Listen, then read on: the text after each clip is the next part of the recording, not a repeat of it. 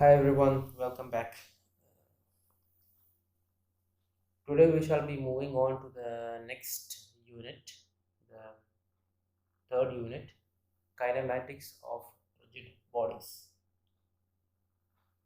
Now, we had already studied regarding particles. Okay, we had discussed kinematics of particles, and then we had discussed kinetics of particles. We had said that we may idealize a corresponding body of say significance, size and mass to be a particle, okay, to analyze the corresponding motion of the particle, motion of the body, and to identify the forces acting on this corresponding body.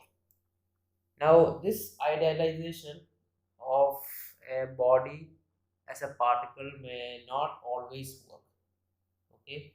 So there may be cases uh, in which systems in which a body cannot be idealized into a particle but should be idealized into a rigid body itself. Rigid body itself.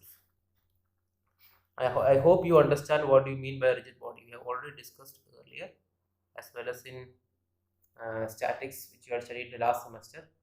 If I have a body and there are 2 points within the body, this distance between these 2 points will not change, okay. This corresponding distance between any two particles in a rigid body will not change. Whether so if you have a number of forces acting on this, say F1, F2, F3, before and after application of the forces, the distance between these two particles will remain same. That is what we mean by a rigid body. So as you know that any body is neither a particle nor a rigid body. We consider bodies to be deformable bodies, but we may have to idealize them either to be a particle or as a rigid body, so as to simplify the study of their motion. Okay. So in rigid body mechanics, especially in case of bodies that undergo combined rotation translation with respect to an axis, then we may have to idealize the corresponding body to be a rigid body rather than a particle. Now in this unit we shall be discussing kinematics of rigid bodies.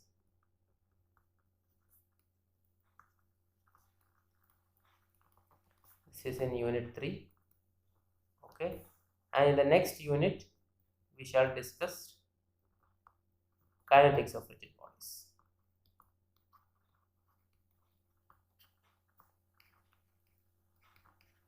Okay, kinetics of rigid bodies. Now here, since it is a study of kinematics, we shall try to establish the relationships for finding position, velocity, I'll write it here, position, velocity, acceleration,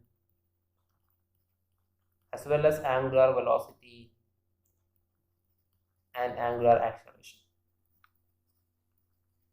So these things we shall be studying in the kinematics of rigid bodies. Now let me make a point clear here. In most textbooks, you see the kinematics as well as kinetics of rigid bodies are studied under two heads. Okay, so usually the study of rigid bodies, whether it may be kinetics or kinematics. Kinematics or kinetics is usually studied under two heads. Okay, first we shall discuss planar rigid body motion,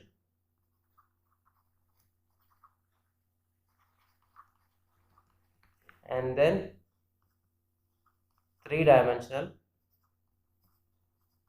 rigid body motion. So in most textbooks, whether it is Hibler or Merriam-Craig, Pytel, Bedford, etc., in most of these textbooks, they first discuss whether it is kinematics or kinetics, no matter. They first discuss cases in which the rigid body is undergoing motion only in a single plane. Okay, and then they discuss the three-dimensional rigid body motion. But in Shave's textbook, both of these, we don't have separate differences between the planar and 3D rigid body motion. They directly, Shave's textbooks directly refers to 3D rigid body motion. So I shall also be discussing in the same way. I shall directly go into 3-dimensional rigid body motion here. Okay. Now, as you all know, okay, there are 3 types of motion that are possible in case of a rigid body. Okay, types of motion in rigid bodies.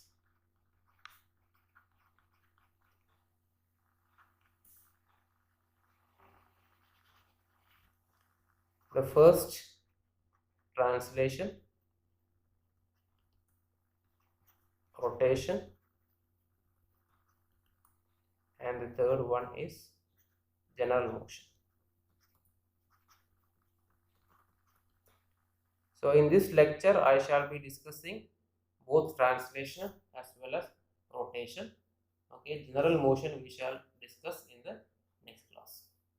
Okay, so first we go for translation motion.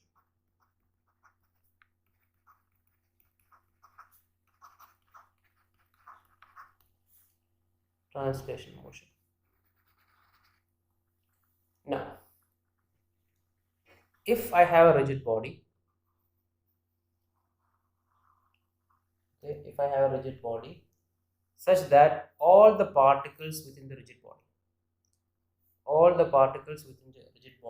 have the same velocity at an instant of time, then the body is said to be in translation motion. Okay, so for example, here I consider 2 particles, say A and B here. So if the velocity of the particle VA and VB are equal, that is both in terms of magnitude as well as in terms of direction, if the corresponding velocity of particle at an instant of time, say with respect to a frame of reference. Now, depending upon whether the path described by the motion, whether it is a straight path or a curved path, the translational motion can either be rectilinear or curvilinear motion. Now, see this rigid body that travels in a straight line. Okay, so as such, the velocity of the particles VA and VB at an instant of time, okay, they are same both in terms of magnitude and direction. But here, since the path described is also a same line, okay, straight, not same line, a straight line, then we call this corresponding motion as a rectilinear translation motion. Now here in this case, the velocity of the particles at an instant of time VA and VB is also same both in terms of magnitude as well as in terms of direction, but the path described by the corresponding body is a curved one.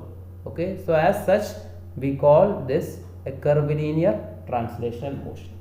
Okay, both are translation motion. One is a rectilinear translation motion, the other is a curvilinear translation motion. Now let us study this corresponding translation motion or let us try to find the equations for a translational motion. Now consider a rigid body here. Okay, I have 2 particles A and B, shown here within the rigid body. Since you know the distance between the rigid body does not change, the corresponding length AB will not change. Now the position vector of A and B is given by the RA and RB respectively. Now RBA vector, RA with respect to B, RA with respect to B is the relative position of A with respect to point B. Now the velocity at an instant of time of both points A and B is given here, VA and VB. Now since this is undergoing a translational motion, actually VA equals VB. Now we will have to derive that. For that, first what we write? We shall first write the relationship between the position vectors. Now I can write RA equals RB plus RA with respect to B. Okay, RA equals RB plus RA with respect to B here. Now taking derivative,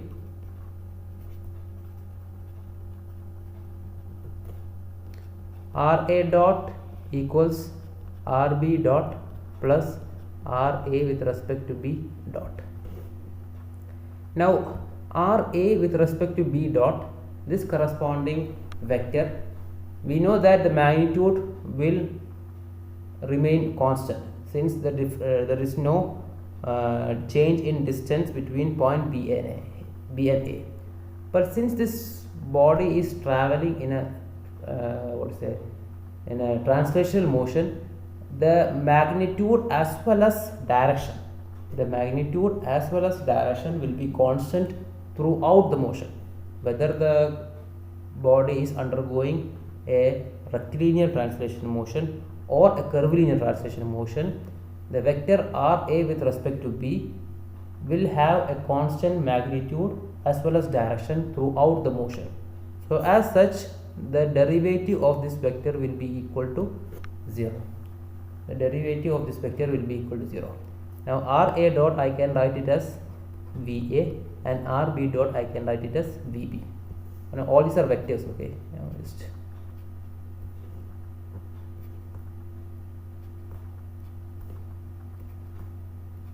okay. So as such, the velocity of A is equal to velocity of B. Now if you take the derivative once more,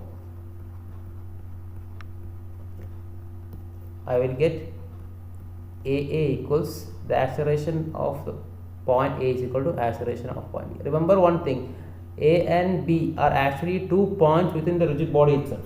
Okay, A and B are actually 2 points within the rigid body itself. So this is what we had discussed till now regarding translational motion. Now the next type of motion we shall discuss is rotational motion.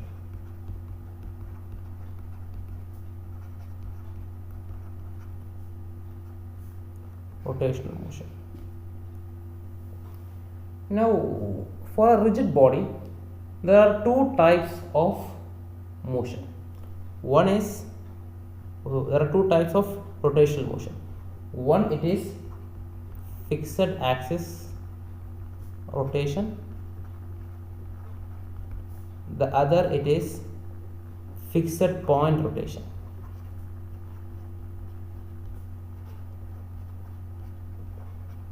One is fixed axis rotation, the other is fixed point rotation. Now if I have a rigid body here and say I have an axis, the axis may either be within the rigid body or it may not be within the rigid body. We call this axis of rotation.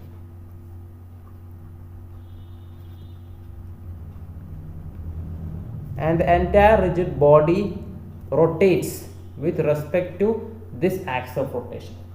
That is called a fixed axis of rotation.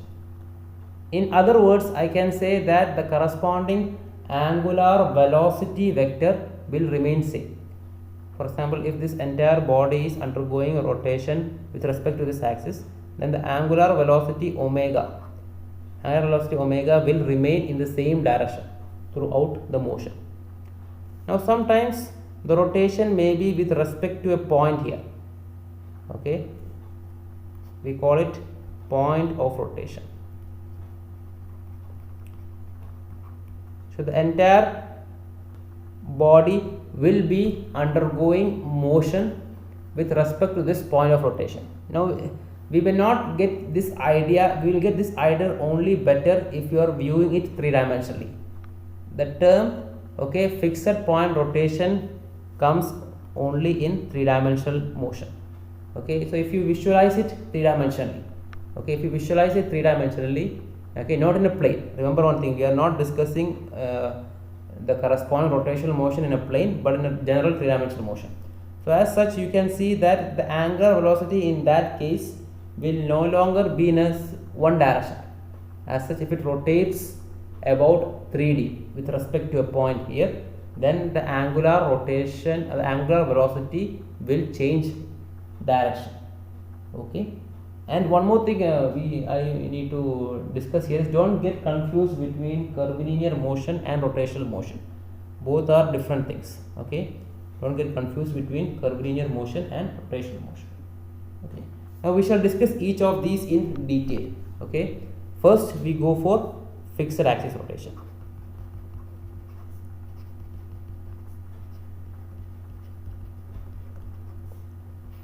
Fixed axis rotation. Now, when all the particles in a rigid body, okay, I'll show you a figure here. You see, there are two particles A and B. Okay, now when all the particles in a rigid body move along circular paths, okay, as shown here, move along circular paths, okay, with respect to the fixed axis, okay, this is called the axis of rotation, which is fixed. The axis of rotation, remember here, it is fixed here. Now when all the particles in the rigid body moves along circular paths with respect to this fixed axis of rotation, okay, we call this as fixed axis rotation. Now in this case, remember one thing, you see all the lines in the body which are perpendicular to the axis of rotation, okay, rotate through the same angle. Okay, so as such, all the corresponding particles here, if I consider perpendicular distance here, okay, if they rotate in equal amounts. So here, if the rotation here, okay, his angle is theta, the angle value of rotation is theta, the same thing will also be here. Okay, this angle will be theta. Okay, the rotation for all the particles which are perpendicular to the axis of rotation will be rotating with the same angle theta here. Okay, and remember one thing, the particles on the axis of rotation, okay, now this axis of rotation can either be inside or it may be outside. It is now in case if the axis of rotation is passing through the rigid body, then all the corresponding particles, okay, on the axis of rotation will have zero velocity and will have zero acceleration. But these other particles will have a velocity, will have an acceleration, depending upon, we'll discuss that later, will have velocity as well as will have an acceleration. Okay, now to discuss this later much more, this one, consider this figure here on the left hand side. You see there is an axis of rotation, it is indicated by N. There is an axis of rotation here, the fixed axis. Okay, now a particle A here is undergoing a circular motion. This particle, the particle A is not on this axis, it is somewhere else. Okay, so this corresponding particle A is undergoing a circular motion. Okay, now I consider to study this motion here, I had considered the origin to be passing along the fixed axis. Now here, as I told you, omega, this is actually a vector since it is bold, omega indicates the angular velocity. Now you see the rotation is anti-clockwise direction. So as such, the direction of omega, okay, omega is a vector as you know, so direction of omega will be towards this direction. Okay, this corresponding direction can be found out using the right hand thumb rule. Okay, you already studied that earlier. Okay, now the velocity of the particle, now this corresponding point here A is undergoing this corresponding point A. I am not talking of the entire rigid body, but this point A is rotating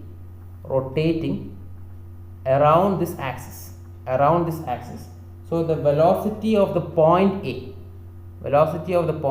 can be given as V equals omega cross R, where R is the position vector of A. So I can either write it as RA or this one. So at any point here,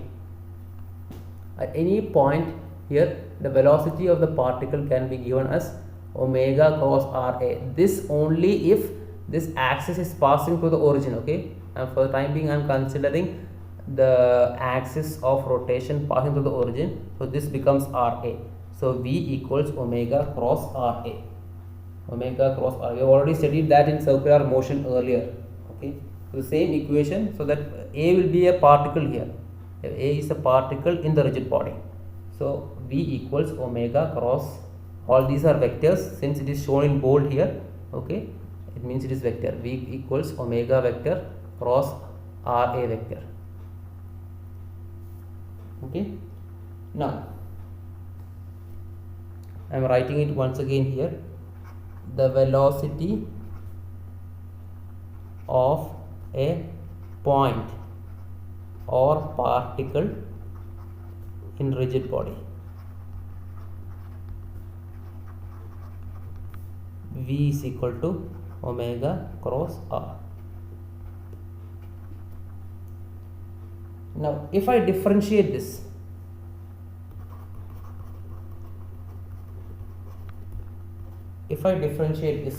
okay, what do I get?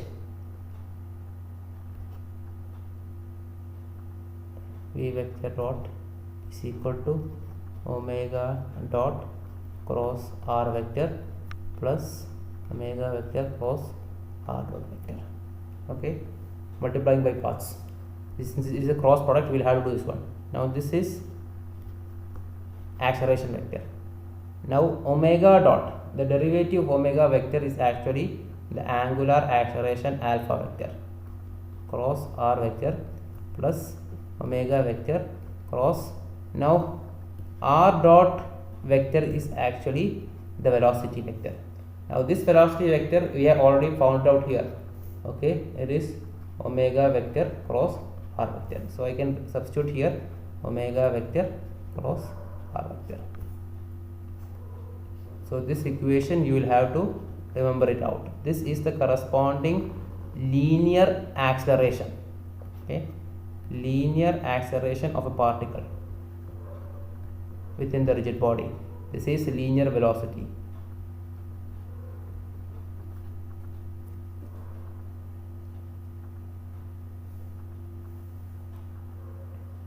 Now this corresponding, this one, okay, if you look at closely here, we had already studied this a type of this equation earlier. This corresponding part will be the tangential component,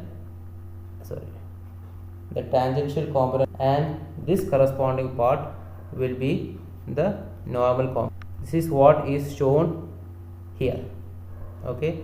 So as such, the corresponding acceleration A will be along this direction. It can be divided into two parts, one along normal, okay, the other along tangential. The normal will be passing through this axis here, okay. The tangential is omega dot cross R, or we can say it as alpha vector cross R vector, okay, and this, the normal component, is given as omega cross R.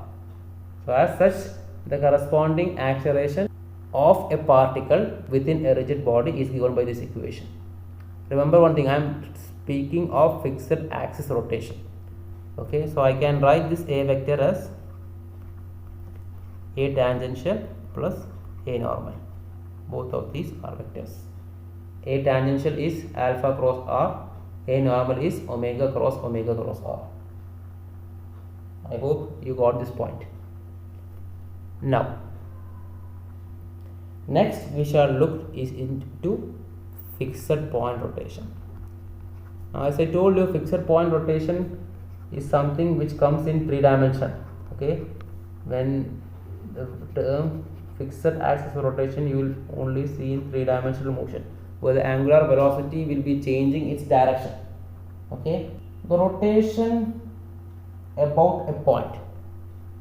Okay, I am drawing it here, a body here, and there is a point here, the point of rotation. Now the rotation about a point, okay, can be considered as the sum of rotations about a number of axes passing through this point.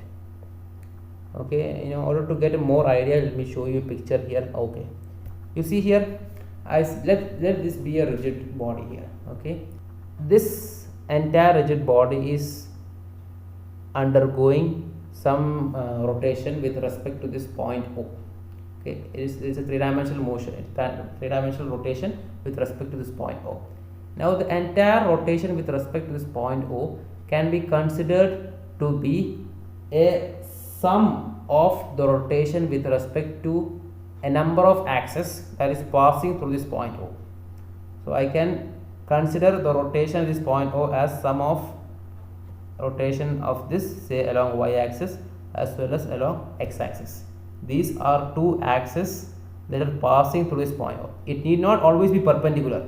This is just a figure I am showing here. It need not always be perpendicular. It can be any other angle.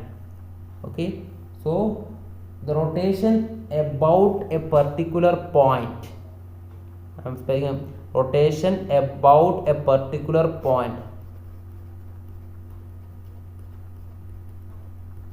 can be considered as the sum of rotations about a axis, maybe one axis, about a number of axes, maybe 2 axes, 3 axes, 4 axes, it depends.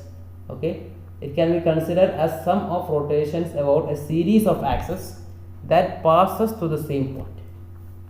Okay, now this is specified by a theorem called the Euler's theorem.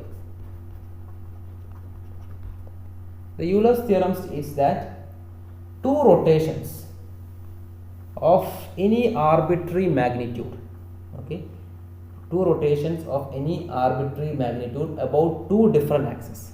So if I have a rigid body here, I have one axis like this and another axis like this. Okay, now if this corresponding rigid body is undergoing an angular rotation, say theta 1, with respect to some axis, and with respect to another axis it is say undergoing another value theta 2. Okay, then both of these corresponding rotations can be combined together, okay, as a single rotation with respect to some other axis that passes to the same point here. Okay, so if there is a rotation of theta 1 with respect to one axis, theta 2 with respect to another axis, these can be combined together to have one single angular rotation with respect to some other axis that is passing through this point O. Okay, I hope you understand that. Okay, so this is what Euler's theorem states. This is what Euler's theorem states. Now we go into the concept called finite rotations. Finite rotations. Now,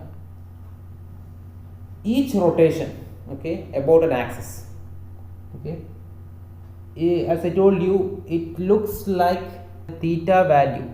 An angular rotation feels like it has a magnitude and it seems like it has a direction. Okay, it seems like the value of theta, the angular rotation, has a magnitude as well as direction. So you may think, since it has both magnitude and direction, you may think that this corresponding value of theta is a vector, but no. Angular rotations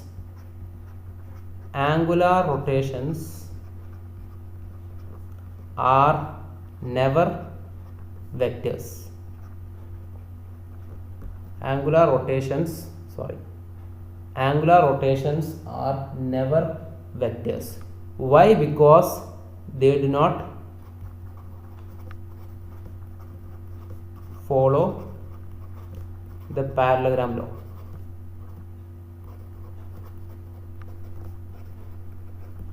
Okay, they do not follow the parallelogram law, or we can say that they are not commutative. Okay, we'll discuss that later. So as such, we had studied earlier, okay, in statics we must studied that vectors as such should follow the parallelogram law. Okay, vectors as such will follow the parallelogram law. Now we will see why angular rotations does not follow the parallelogram law, or we can say the commutative law to some extent. So you see here this figure. Now suppose this corresponding body is a rigid body, okay, and it is undergoing rotation with respect to a point here, which can be considered to be a rotation with respect to two axes. Okay, so I am considering two perpendicular axes here, okay, as the origin is passing through the point of rotation. Now suppose there is a particle here that is acting at a point, say A.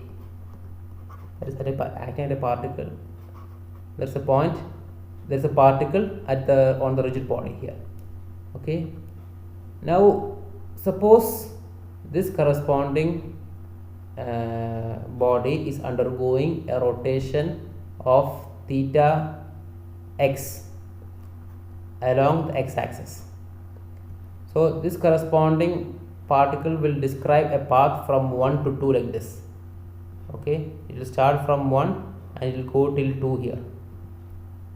Okay, so it is rotating by an angle theta equals 90 degree. So theta x, when I turn theta x equals 90 degree, it will undergo a rotation from 1 to 2. It will trace a path from 1 to 2. Then if I rotate it theta y like this, equal to 90 degree, okay, equal to 90 degree, then it will trace a path from point 2 to 3. Point 2 to 3. Okay, so 1 to 2 and 2 to 3. Okay, now the same thing, same rigid body, same particle A, instead of first rotating theta along x, I first rotate theta along y by 90 degree. So if I rotate theta y equals 90 degree with respect to this axis, okay, the point A will remain the same position. Okay, so 1 and 2 are the same position because rotating with respect to 90 degree with respect to theta y. Okay, theta y equals 90 degree. Okay, the point will remain same. Now if I then rotate with respect to theta x, okay, theta x equals 90 degree, then the particle will describe a motion from 2 to 3 here. So you see in these two figures, here the point 3 is here, here the point 3 is here. That means I can say that theta x plus theta y is not equal to theta y plus theta x. Okay, theta x plus theta y is not equal to theta y plus theta x. Is actually the commutative law. So for vectors, the vectors will follow the commutative as well as the parallel law. So as such, since this corresponding vector does not follow the commutative law, it means that this will also not follow the parallelogram law. So as such, that is why we say that angular rotations are not vectors. Angular rotations are not vectors since they will not follow. Now I use the term finite rotations. You see I use the term finite rotations. Finite rotation is any arbitrary rotation. Any arbitrary rotation. Okay. So as such, if the value of theta is maybe 180 degree or 360 degree, if all the angles are rotated by say 180 or 360 degree, then this law may be applicable. Theta x plus theta y will be equal to theta y plus theta x. Okay, but for any other angle as such, theta x plus theta y is not equal to theta y plus theta x. Okay, theta x plus theta y is not equal to theta y plus theta x. So as such, since this commutative law is not satisfied, then we can, that is why we say these are not vectors. These are not vectors. Now even though as such the angular rotation is not a vector, the infinitesimally small rotations, infinitesimally small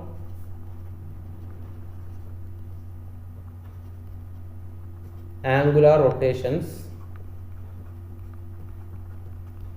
infinitesimally small angular rotations are actually vectors. Okay, the small value of angle, that is d theta. D theta is a vector.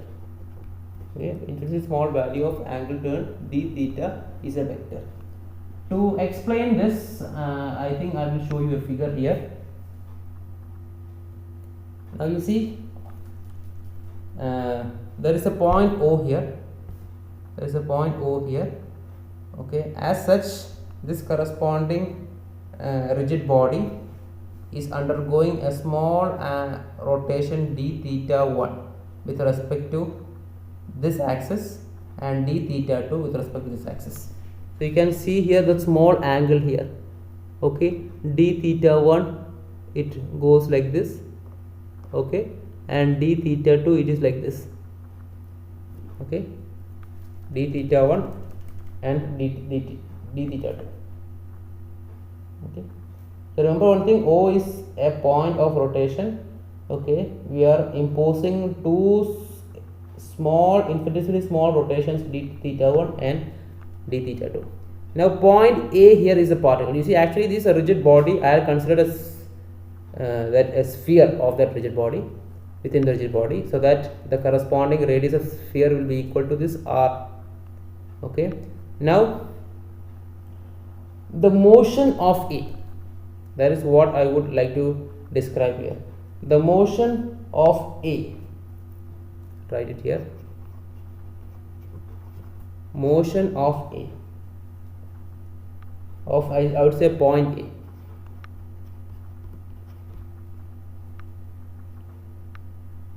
Now motion of A, if d theta 1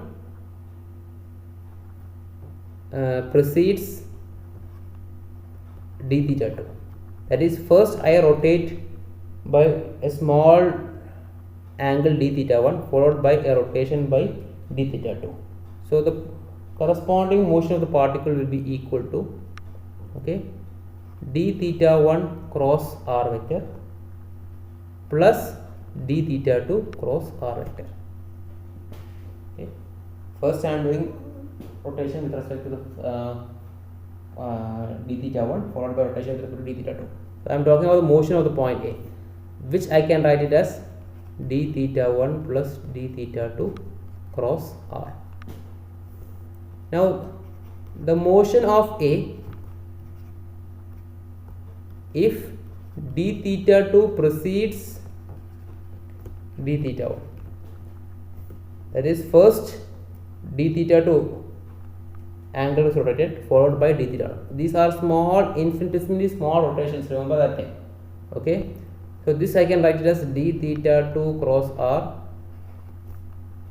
plus d theta 1 cross r, which I can write it as d theta 2 plus d theta 1 cross r. Now you see these two equations. Now you see, we know that the cross product,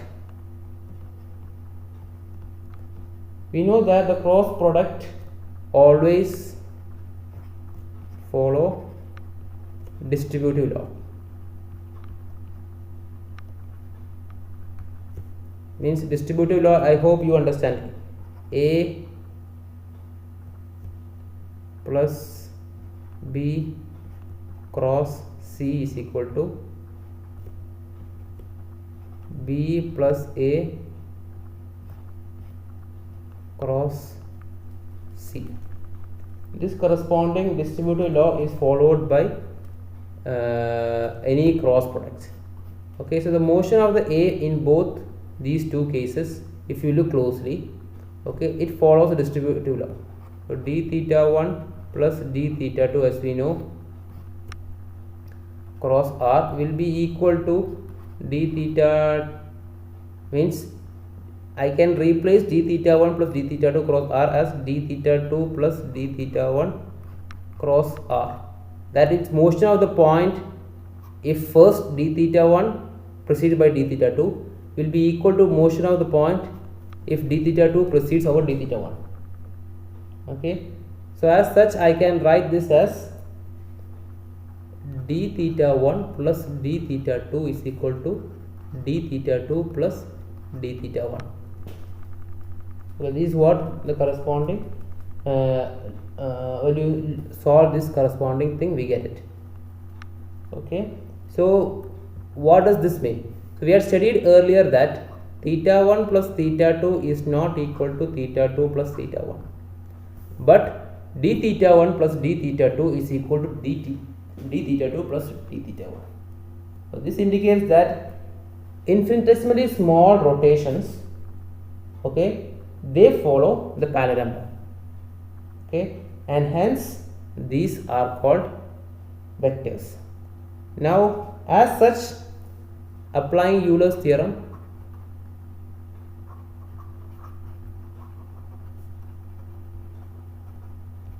I can consider d theta 1 plus d theta 2 as a single rotation with respect to some axis. So d theta is equal to d theta 1 plus d theta 2.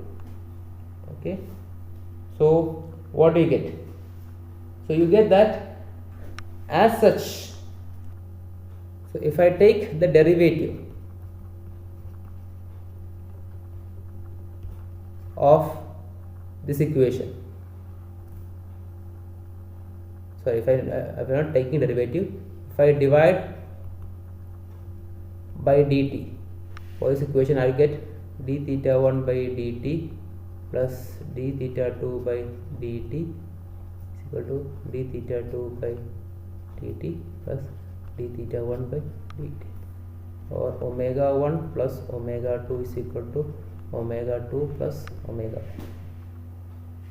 1. Okay, so as such I can say that the angular velocity omega is also angular velocity omega, which you already know, angular velocity omega is also a vector, and I can add angular velocity omega 1 omega 2 together. Similar, you add d theta 1 d theta 2.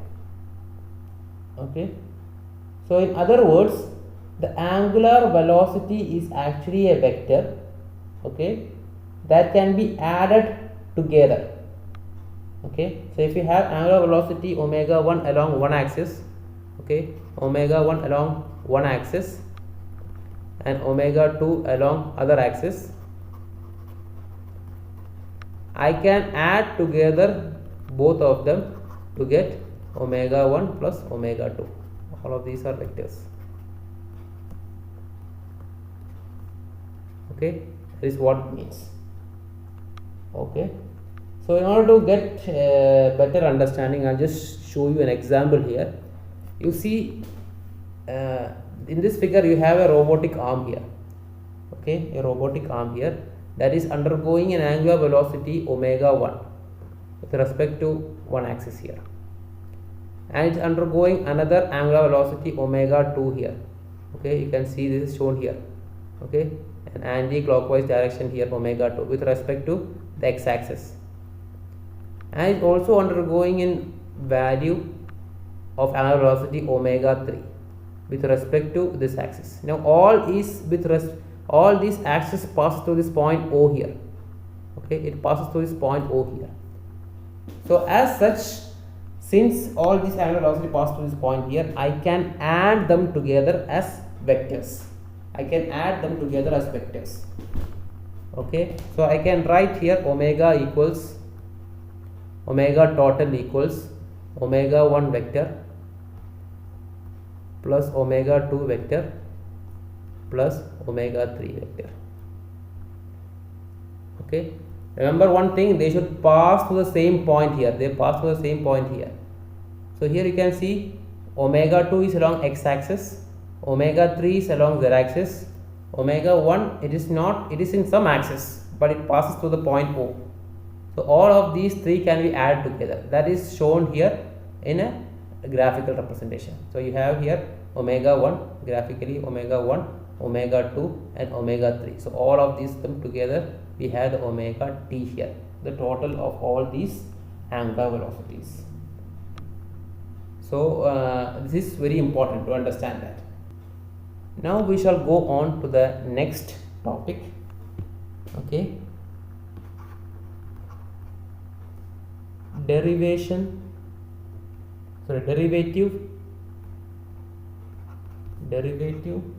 of a vector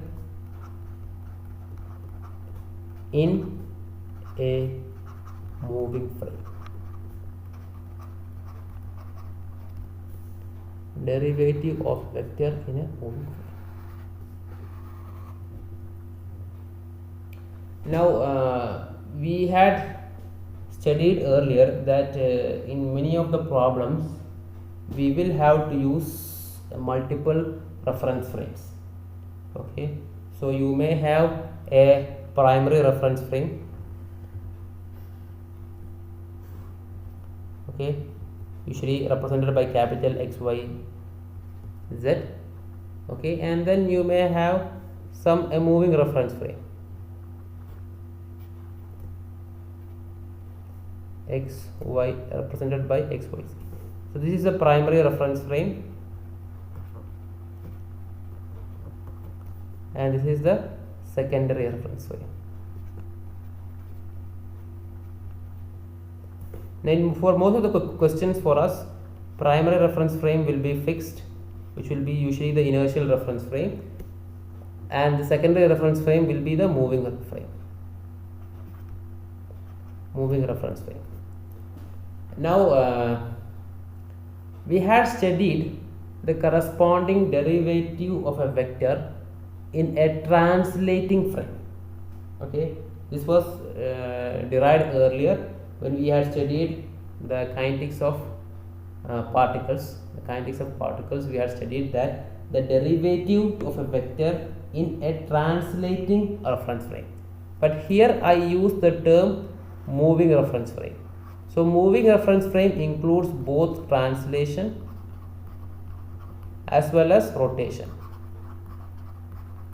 Okay, so as such this corresponding secondary or moving reference frame may undergoing both translation as well as rotation. So this, as such, this corresponding frame will have an angular velocity, say omega. Say if this is the direction of angular velocity, omega means as such it may be rotating with respect to this axis and this axis, which can be added together, okay, as a single angular velocity omega here. Okay, so in such case, if I have a vector here, I will show you the next figure. Okay, so as such case, if I have a vector here A, okay, and if I take the derivative of this vector with respect to the moving reference frame and with respect to the primary reference frame, is there any relationship between them? Now we had studied earlier, when we had derived earlier, we had said that for a translating reference frame,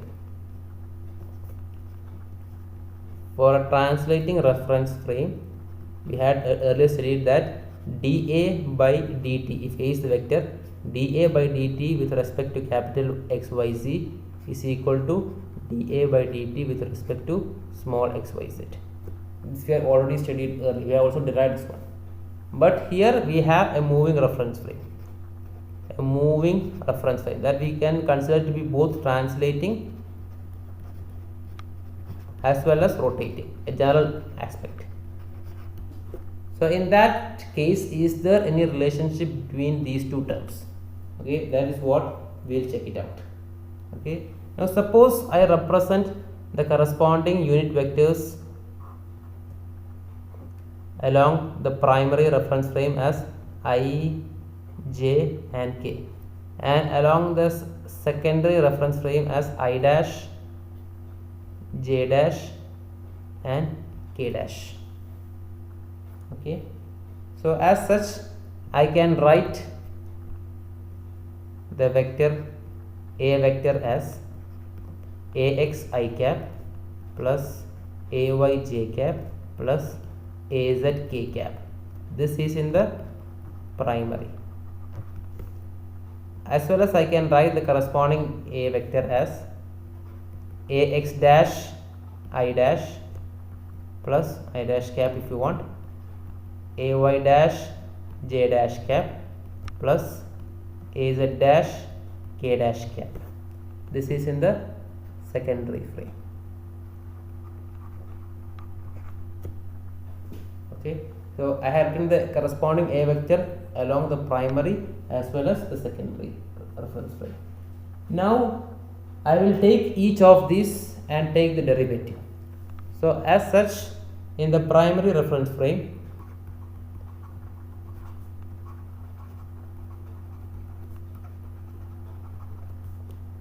we know that A is equal to all these vectors. A is equal to ax I cap plus ay j cap plus az k cap. Okay, so dA by dt will be equal to dax by dt into I cap plus day by dt into j cap plus daz by dt into k cap plus ax into di by dt plus ay into dj by dt plus az into dk by dt.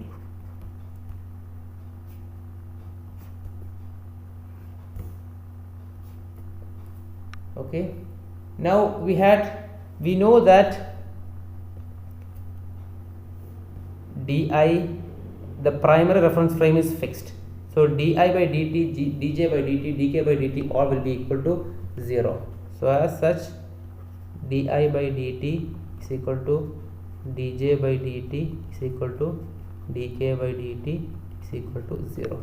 So as such, da by dt will be equal to dax by dt into I cap plus day by dt into j cap plus daz by dt into k cap. Okay, this is one equation. The same thing in the secondary reference frame.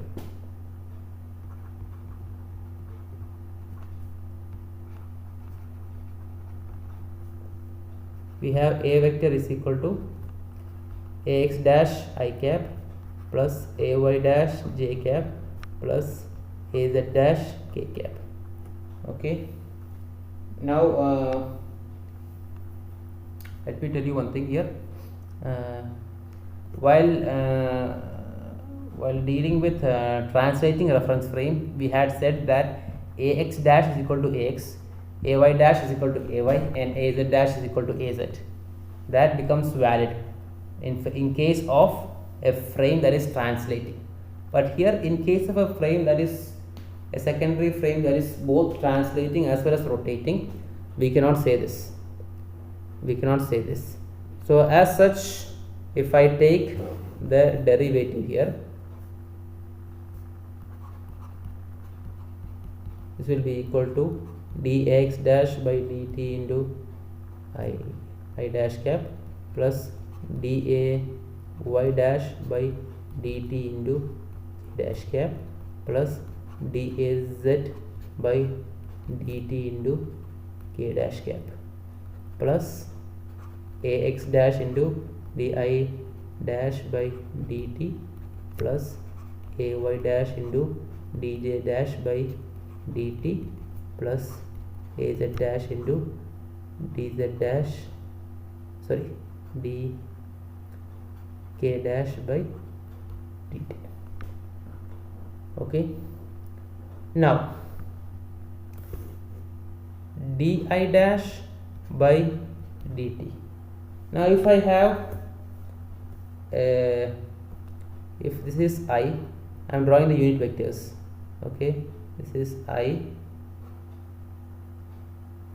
this is J, and this is K here. Now this is undergoing a rotation with respect to it's undergoing rotation, and the corresponding angular velocity of this is, say for example, omega. Okay, now if it undergoes a rotation like this, say for example along the x-axis, okay, so this will be my di vector. Okay, this is my I vector, this will be a di vector. So I dash, okay, di dash. So di dash by dt will be equal to omega cross I. Okay, I and omega, the corresponding plane formed by I and omega, it will be perpendicular to that. It will be perpendicular to that corresponding. So di dash by dt is equal to omega vector cross I cap. Similarly, dj dash by dt is equal to omega vector cross j vector. dk dash by dt is equal to omega vector cross k cap. Okay, so as such, now you see in this equation, this is a second equation. In both this this equation as well as the earlier equation, the left hand side is same. So I can write this as dAx by dt into I cap plus day by dt into j cap plus daz by dt into k cap is equal to dax dash by dt into I dash cap plus day dash by dt into j dash cap plus daz dash by dt into k dash cap plus the remaining three parts, this part. Okay, I can express in terms of omega cross I, omega cross j, and omega cross k vector. Okay, so as such, this will be ax cross omega cross I, ay multiplied by omega cross j, az dash multiplied by omega cross k. So as such, this will become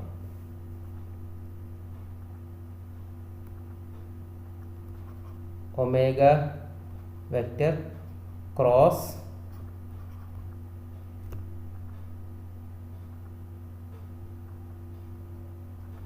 ax dash I dash plus ay dash j dash plus az dash k dash. This I can write it as, now this left,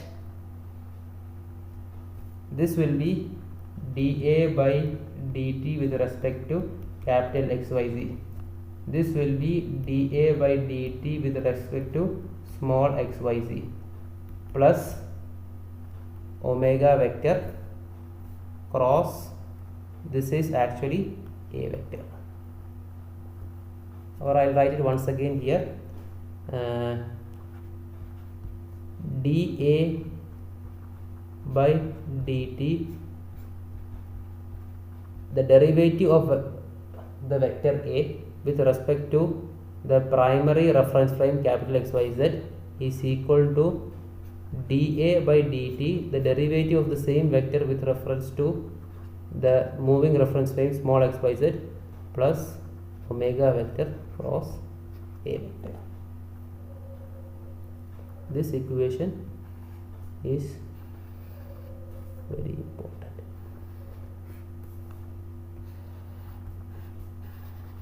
This equation is very important. Now remember one thing here, the corresponding A vector can either be a position vector or it can be a velocity vector V, it can be an acceleration vector A, or it can even be an angular velocity vector.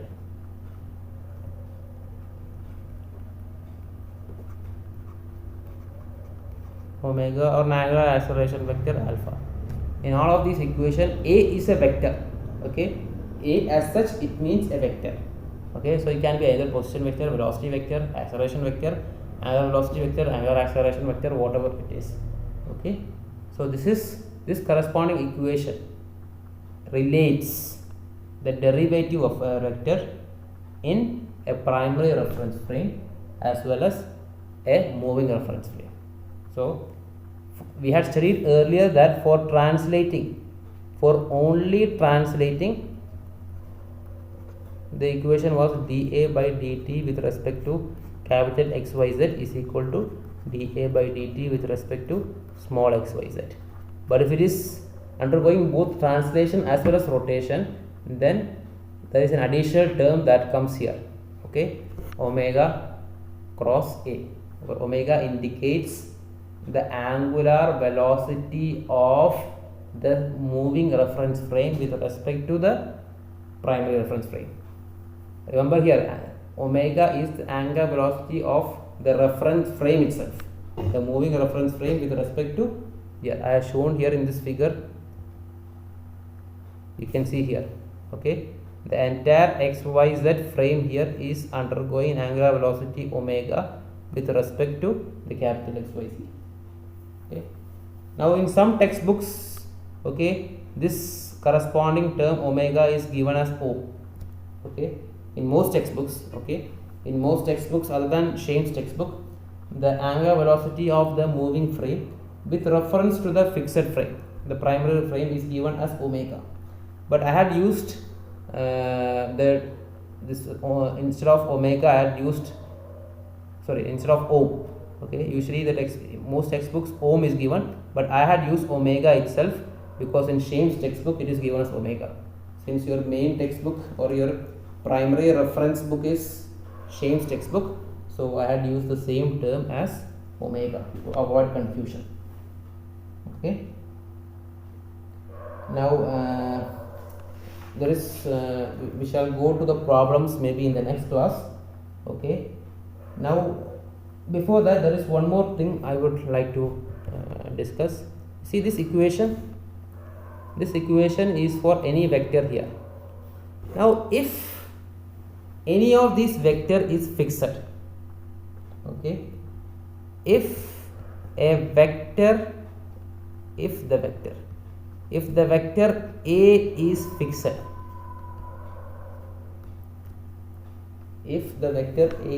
that means the vector A does not change in, say, magnitude or direction. Okay, as such that vector A is fixed. Okay, then we can, if the vector A is fixed with reference to the corresponding, with reference to the moving frame. Okay, if the derivative, if the vector A is fixed with reference to the moving frame, okay, in that case dA by dt with respect to small xyz, means with respect to small xyz the vector A is not changing. In that case di by dt with respect to small xyz becomes 0. Okay, so the equation will turn out to be dA by dt with respect to capital XYZ will be equal to omega cross A. This is for only fixed vectors. Okay, remember that, fixed vector A. This equation is valid only for fixed vector A. Okay, if I differentiate this, this corresponding vector, okay, so this will become d square A by dt square whole respect to xyz will be equal to d by dt of omega cross A vector, which will be equal to d omega by dt with respect, I am taking the derivative with respect to capital XYZ. Okay, Okay, I'm taking with respect to capital Z. So this will become capital XYZ cross A plus omega cross dA by dt with respect to capital XYZ. Okay, capital XYZ. Or this I can write it as omega dot. Okay, or omega dot I'm writing as cross A. Okay, plus omega cross, now dA by dt with respect to capital XYZ is here again. Okay, it is omega cross A itself. So this will become omega vector cross A vector. This is another dA square by dt square. The derivative of the vector A twice with respect to capital XYZ is equal to omega dot. Omega dot is actually d omega by dt with respect to capital XYZ. Okay, the derivative of the vector, the omega vector with respect to capital XYZ cross A vector plus omega cross A. Okay, so this equation also keep in mind. This equation as well as this equation. These two equations are only for fixed vectors. If the vector A is fixed, okay, if the vector A is fixed, then only these two corresponding equations are valid. So I can use this corresponding A vector, as I told you, can either be R vector, velocity vector, acceleration vector, omega vector, or many other terms which here we will discuss that later. So as such, these vectors can be represented. Anything more? Okay, so in the next class we will deal with the problems. Okay, thank you all. If you have any doubts, then do inform me in the either through the Google Classroom, or you can message to me. It's better you discuss with the Google Classroom so that other students can also have an understanding of the concepts. Okay, we'll also have an online interaction class. Okay, maybe after next class. Okay, after solving the problems, we will have an online interaction class in which you can ask your doubts. Okay, thank you all.